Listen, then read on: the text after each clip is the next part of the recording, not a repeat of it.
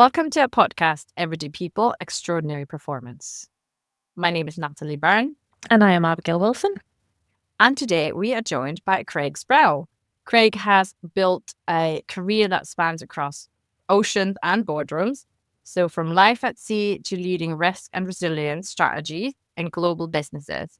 He's someone who understands what it means to lead in high pressure environments and how to turn safety and resilience into everyday thinking, not just a checklist. Craig, we're so pleased to have you here. I know this is going to be a really interesting one. So thank you so much for joining today. You're welcome, and thanks for having me. I always get nervous when I hear a little intro like that and think, I think people are going to think I'm better than I actually am.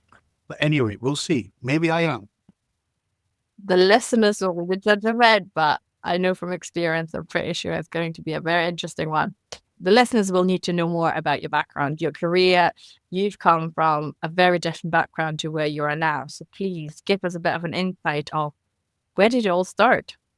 It's a good question. So my career is very, very random, but also very specified. And once you piece it all together, it kind of makes sense, but it wasn't deliberate to make sense that way. I started years ago when I left school and started uni. I got a sponsorship to basically go through nautical college, and I started my career in the Navy. So I spent the next 16 years in the Navy, and I specialized in warfare and navigation, as well as doing commercial shipping. So I got the aspects of how the commercial world operate, and then I transitioned into the military side of things. And that's where, real leadership kind of kicked in at that point, because it was bigger teams, bigger units. And I specialized in warfare and navigation, which meant I seen some of the harder parts of the world, if you know what I mean. So some real tough times, but some real amazing times. And forming like amazing teams and friendships and colleagues and people, and just growing up in a completely different environment. And it was fantastic. As I say, I did that for around 16 years, and then I left to come ashore, which brought me into a completely different world. And the kind of natural place for me to go was then looking into ship management and fleet management and safety and all those sort of aspects, which I did do. And I had a couple of years of working for a couple of ship management companies, which was more commercial based. And then I moved to London to join Lloyd's Register, who very well known as far as safety regulation, regulatory work. And I stayed with them for 13 years. And I headed up the technical training division, as well as the graduate scheme. So taking the youth, bringing them through, and making, real positive impacts and changing careers in that. So it was again, very heavy regulatory, 13 years of that. And the last few years, I shifted over and did a lot of risk resilience. And that's where I am now. I work for Zurich Resilience Solutions, which is linked in with Zurich Insurance, but we're a very separate entity insofar as we look at the risk resilience across all manner of streams. I'm linked to the energy industry. So that's everything from oil, gas, petrochemicals, mining, heavy industry, power gen, renewables, the lot, which is huge. And we've got, as you can imagine, it's a big company. So we've got some massive expertise all around the world and incredibly in-depth knowledge there. So I think one of the things you can probably pick from all of that, most of what I've done has been involved with people who really know what they're doing. And I just take little glimmers of that and try and help focus it and get other people to do the best they can. So I'm the genuine master of all, but captain of none. We need those people in the world too. So Absolutely. And I think it's interesting, as you say, you've kind of cherry picked from all those different experiences. I guess in terms of your experience in the Navy, you'd obviously seen quite a lot of different types of leadership. And I guess what was the kind of big shift between leadership that you saw and were part of in the Navy and then within kind of corporate boardrooms? Do you know, it's a super interesting question, because I like probably most people, you look at the military with, a real positive view. That's where the ultimate kind of teamwork and leadership goes. And absolutely it does. However, there's a massive difference between that and the commercial world. And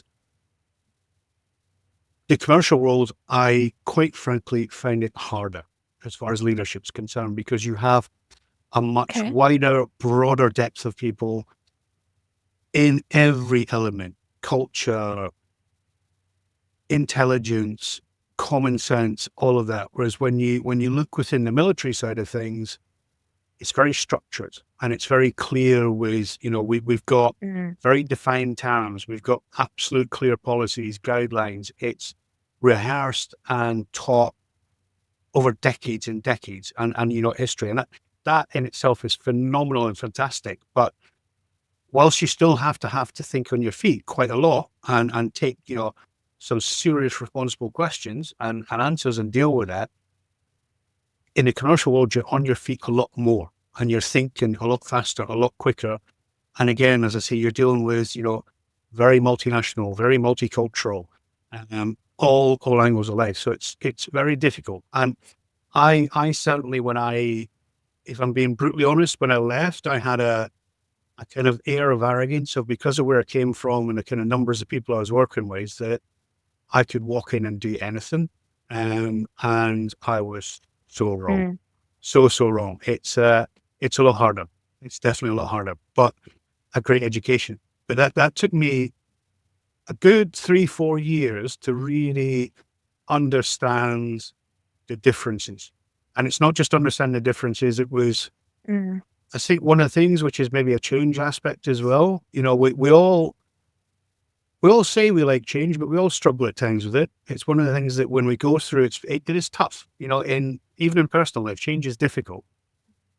And it takes a lot to forget where you've been and where you've come from, and you latch back on it. And I think, how many times have we all heard people come into new organizations and say, I used to do it this way, I used to do it that way. And it annoys us all, given it, well, we're not there anymore. It's kind of a human default. That's your comfort zone.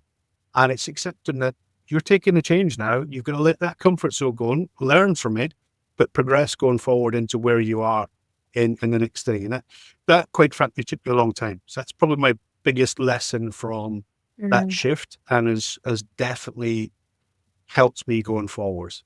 That's quite interesting, because quite often with high performance or high performing teams, we very much look at the military or a Navy as well, and we think about those industries or of it areas of expertise to be, these guys are high performing, these are high performing teams.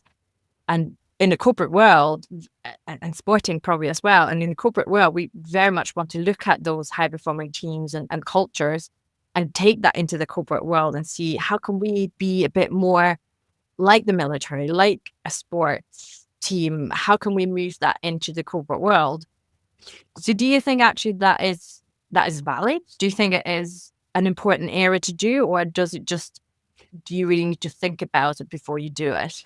I think it's totally valid, and it's absolutely critical and important to do.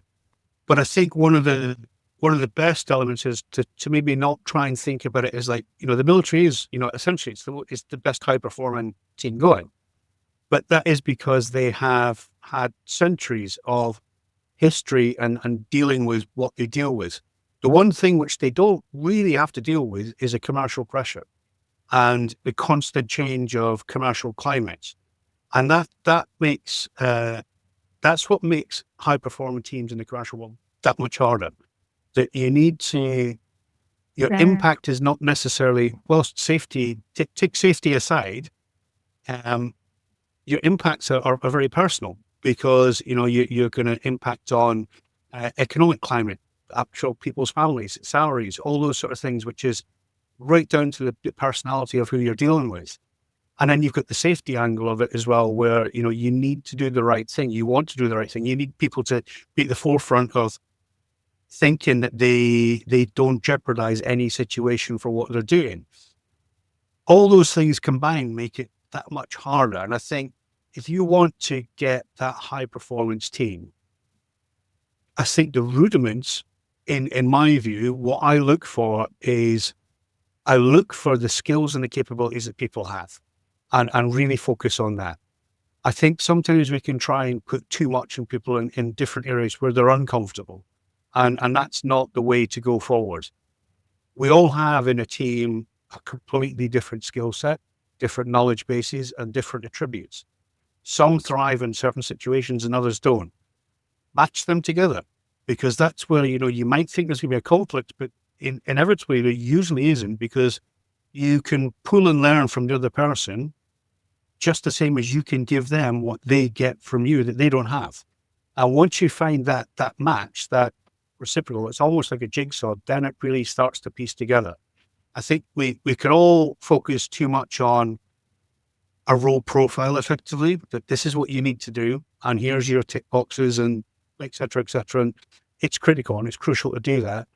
But also remember that you've got to have a degree of flexibility in saying, well, you're awesome in this area, but this is a struggle. Let's maybe not focus on trying to train someone up into that, give them awareness, but might be a better focus somewhere else.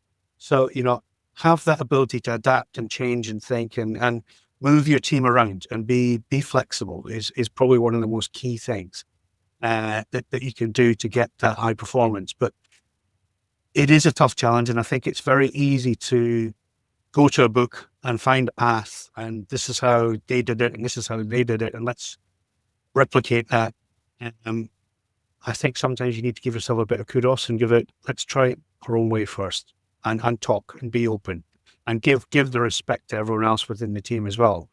At the end of the day, we're all equal. We have different responsibility levels and we're rewarded differently for that. But we've all got our own mindset. We've all got our own opinions. And the more we can hear and hear them, the more likely we are we're going to make success of it. Especially that even by virtue of doing that, your team is going to feel valued. They're going to feel like they're actually part of it, that they can make decisions that make an impact. And all these things are critical and crucial to getting that gel, that team together. Do you have any stories to share about the leadership style that you might have had during the Navy times that you can actually, or did actually move into the corporate world as well? Are there any standout moments that you keep on referring to when you talk to people in the corporate world? So there's a couple actually, and I know if any of my past colleagues or so on end up watching this, they're going to give it, oh my God, here we go again, because the two that I'll mention definitely have become a kind of trait and maybe a catchline at times, or tagline for me at times, and one of them is stop the ship. From very, very, very early days of being qualified to not just become a captain, but to become an officer watch, to be in charge of driving the ship, you go through quite vigorous training, because obviously it's a tough thing to do. And you're taught very early on that if you're going to start heading into trouble, slow down, just slow down. And if necessary, stop the ship, just keep yourself safe where you are, anchor yourself, ground yourself effectively, and take stock of the situation. And that I do almost daily, to be honest. And I'll say it regularly, given it, just stop the ship. And even my friends at times, they've heard this and they're like, yeah, stop the ship the other day. And they refer back to it all the time. And it's certainly what I've done it. And to put it in perspective with that particular one, there was one incident where we were on exercise and everything was coming in thick and fast. So it was every Thursday you have a thing called Thursday War. So when ships are on exercise down off the south coast of England, you have different ships going around and you have a fake war, but it's very real. Aircraft are coming in, ships are flying about. You've got weapon systems engaging. It's as real as it can get. If you can imagine being on the bridge and you've got navigation, you've got warfare, you've got operations, you've got all the ship's crew. All this information is getting fed to you constantly, and it's a lot. It's a lot to take on and keep driving, and everyone's listening for your words, what to do, where to go, etc., etc. I was in this particular situation and I was on top of it. I was very much on game. And then like that, I wasn't. I literally got lost. could not fathom where I was, what I was doing, what was happening. There was just noise, there was confusion, everything was going on, but I was very, very much aware of, I need to get this focus back. So I did one thing which was a little bit out of order, and I'll admit that, but I needed to stop the ship without stopping the ship. As in, I needed to stop myself for a minute.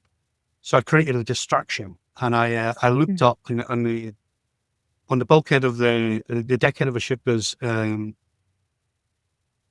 basically the guide which shows what the rudder is doing on the helm.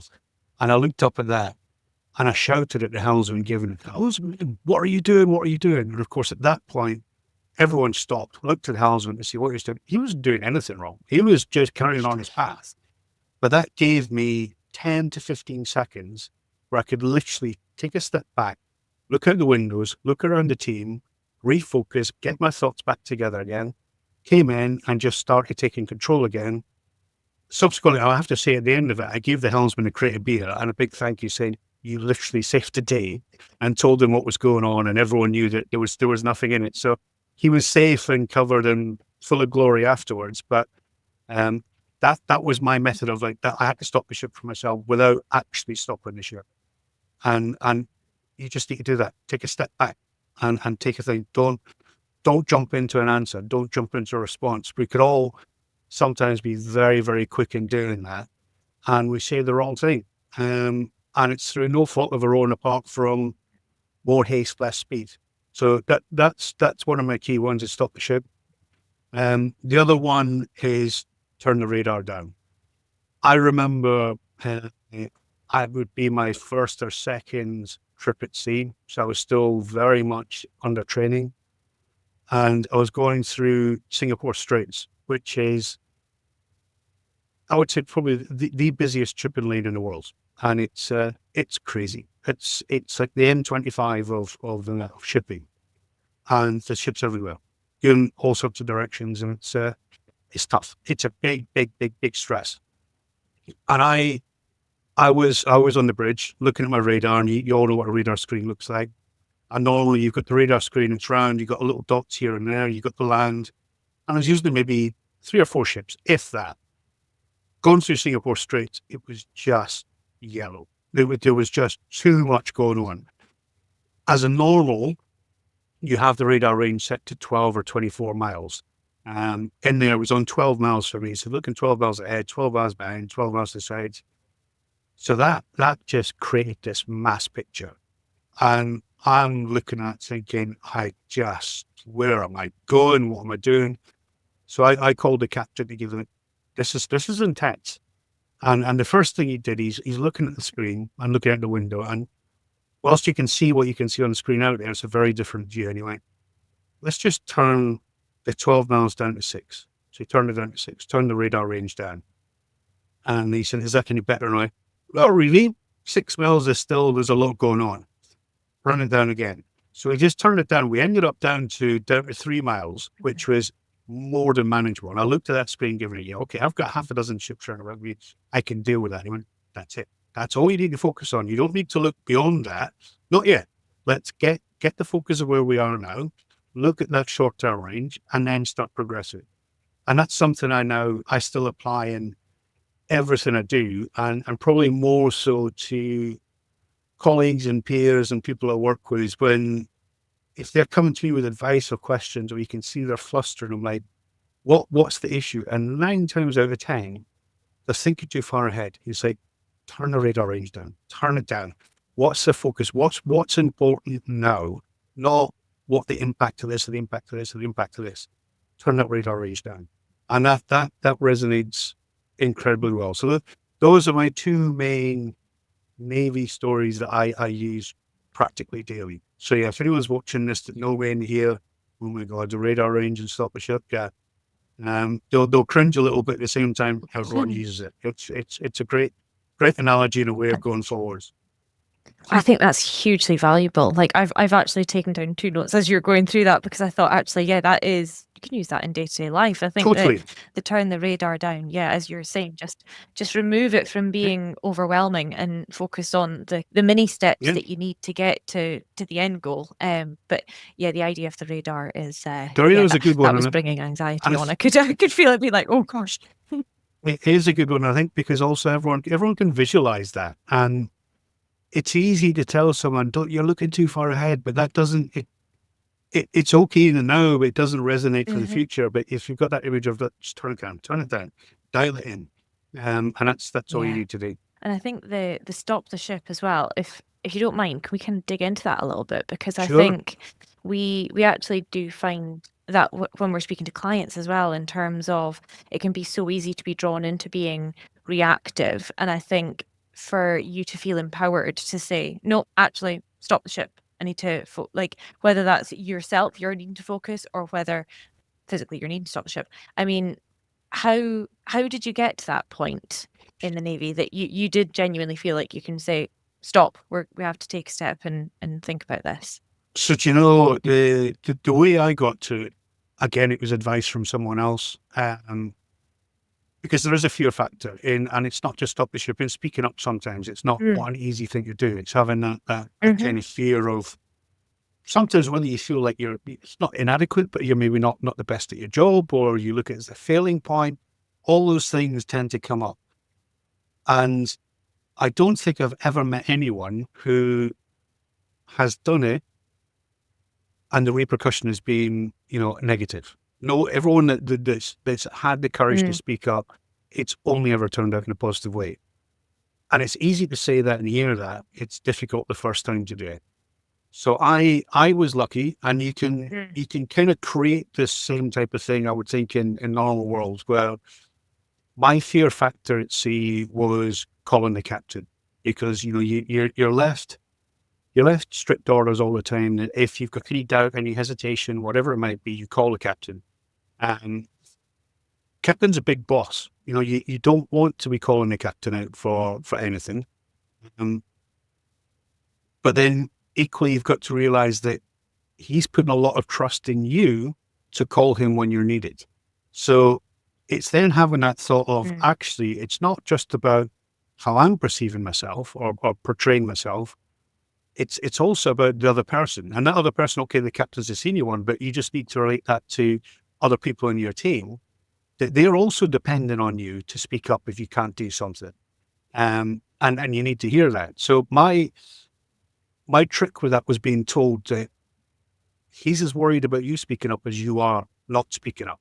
So you need to break the ice on it. So find a situation. So the first thing I did was I found a situation where I was comfortable, but I made myself uncomfortable by calling him to say, listen, I've got a ship up here. I'm not 100% sure what he's doing. I really could do with a second opinion. So he comes up, sees it. It's simple enough. We talk it through. It's done. Captain goes back to bed at night knowing if there's a problem, he's going to call me. So he can sleep better. And I've broke the ice. I've now got a captain who's come up and he's not put me down. He's not grilled me. He's not bollocked me. He's not done any of that. He's just like, absolutely. So we can deal with this.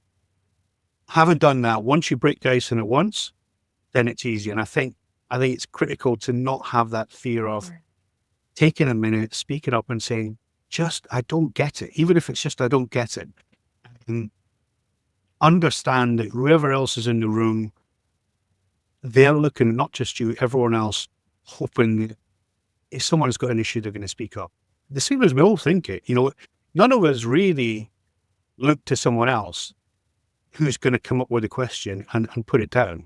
It's never the case. It's like, no, absolutely speak up. You need to, and let's get this right, because it's important we do the right thing in the right way. It's not about speed or egos. So, just don't be frightened of it. Think about the others. And that really also, isn't that also the importance of building trust? If you are that honest with your peers, but also your colleagues, and if you've got that trust that you can build in a culture, you can move so much further with a culture or with a company or a team. If you've got that trust, it comes with the lens as well, doesn't it? Totally. Trust is key in just about everything. And I one of the strong elements within the military is trust is a given. It's an absolute given. It's I've never seen it broken. I don't know anyone that has seen it broken. I'm sure it has, but it's like so few and far between. And I'll always make a point of anyone that I'm working with new, whether I'm working for them or it's a peer group, whatever it might be, is I will trust everyone until they give me a reason not to trust them. And I think it's much better to go forward in that frame of mind than to try and wait to earn that trust. Let someone break it first, because the chances are they're not going to break it. And if you can vocalize that and say, we need to have that, then that's going to impact and make a strength straight away. Because everyone wants to do the best for everyone else and do the best for themselves. And I think if you can state from the beginning, given it, we need that trust here, and let's have it. Let's give it as a given until something goes wrong. Because even if someone makes a mistake, that's not breaking trust. That's actually building the trust even further by owning it. And mistakes happen. And to be honest, mistakes are the best thing, because that's the only way we truly grow. Science proves that. It's experimental. And, there's how many experiments you need to go through until you can get the right one. And no one looks back at the bad ones. They're all steps to get into the success point. So trust is key. It's absolutely key. And you need to have that trust within your team. I want to ask one more question, if that's good. If you've got big teams, and obviously in military and the Navy, you've got some big teams, some big groups that you're leading. So, and there's probably quite a bit of a hierarchy as well, and quite strict hierarchy. So how do you stay connected to everyone within your team? And how do you manage to get that connection that you really need for building that trust, for them to really truly follow you? Is it just because of the hierarchy, or how do you feel like that works in the military world? But also then how can you do that in the corporate world? It's in the military world, I think it's quite a tough one, because the hierarchy is really quite key. So I think for me, it was always finding an opportunity to talk to someone on a personal level, without going out your way to do so. So, for example, if you're on the bridge of the ship and you go out onto the bridge wing and you've got a lookout out there, take a minute to have a chat and get it, just, personalize it, but then remember it. And remember it because not just because you want to play a game, but understand who the individuals are, and then bring it up again another time. So it's just that same thing of getting to know people. And I remember when I left and I came into Lloyd's, was the biggest organization I went into after the Navy. And the CEO then was a guy called Richard Sadler, who I still massively respect and admire. He's no longer there. He's gone on to bigger and better things. But he had that ability to, I always remember seeing it in the canteen at lunchtime. He would talk to everyone, and he knew who they were, and he knew little aspects of their life. And it's that ability to personalize a bit and get people to know that we're all on the same level, that we've got different responsibilities, yes, but ultimately we're all in it for the same thing. And it's keep that grounded. So I always respected Richard Sadler for doing that, and it's something I always did, was to try and keep a little personal edge. And it's important, and let people know a little bit about you. It doesn't do any harm. You don't need to open up everything in the world, but little snippets every now and again, it's good to know. Yeah, makes total sense. I love that. That's really good. Now, at the end of our podcast, we always go through 3 questions that we'd like to ask our guests. So, first question, see what your thoughts are on that. What does extraordinary performance mean to you? Oh, that's a good question. It's very obvious that I haven't been preempted with these, because now I'm like, stop the ship, stop this. I need a minute. What does extraordinary performance mean to me? I think it's hard to kind of personify as one thing. I think the thing, and this is definitely a very personal opinion, what I love to see is growth within teams and individuals. And I think if you can be a leader, and a leader is, a manager running a team, whatever it might be. It doesn't need to be at the top of a company. If you can take people that you're working with and get them to excel and exceed above and beyond yourself, that to me is extraordinary, because that's not putting yourself at the forefront of everything. It's putting what the goal is at the forefront and appreciating that you will have people that you work with that are better than you, and acknowledging it, nurturing it, taking it, and let them go above and beyond, and loving that. That for me is the extraordinary bit. When that happens, it's a great feeling. I know quite a few people who's massively succeeded me, and it's awesome, because done the right way, that just shows that you've helped along that path. So that's what it would mean to me. Brilliant answer. Thank you. So next question, what does a high-performing team look like to you? Oh, a little bit easier on that one, because I think we've kind of talked around that. I think that high-performing team is one that it's cohesive. They're together, they're trusting each other.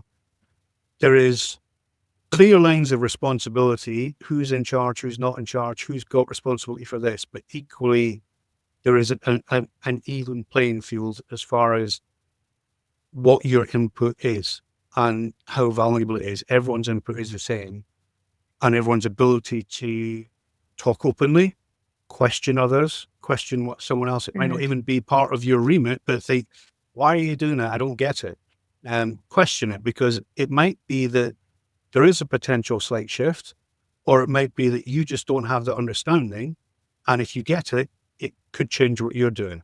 So it's that whole cohesive team of just being super open and honest, and communication. And communication, we need to have meetings, we need to have structure, but it doesn't need to bow down to that all the time. We just need to be able to talk to each other consistently, and not be afraid to ask questions. Great. Last question. What does good leadership look like to you? Good leadership, it's similar to my first answer, where knowing what your goal is, knowing what you need to achieve, and what the outcome has to be, and then understanding where you've got the strengths in your team to put it there. It's not about you as an individual taking it, but it's about you as an individual. It's that very, very old analogy of the conductor and the orchestra, knowing who needs to play what in that game. And it's the same in sport, where the coach at the sideline is very much looking at where his strength in the team is and using that to the advantage. And I think that's what leadership's about. It's not necessarily about the individual who's in charge, but it's about them understanding where their strengths, where their power, and where their capabilities are, and utilizing it to its absolute best. Love it. Thank you so much, Craig. It's been Thank really you. interesting. You're welcome. So yeah, thank you so much. Awesome. Thank you so much.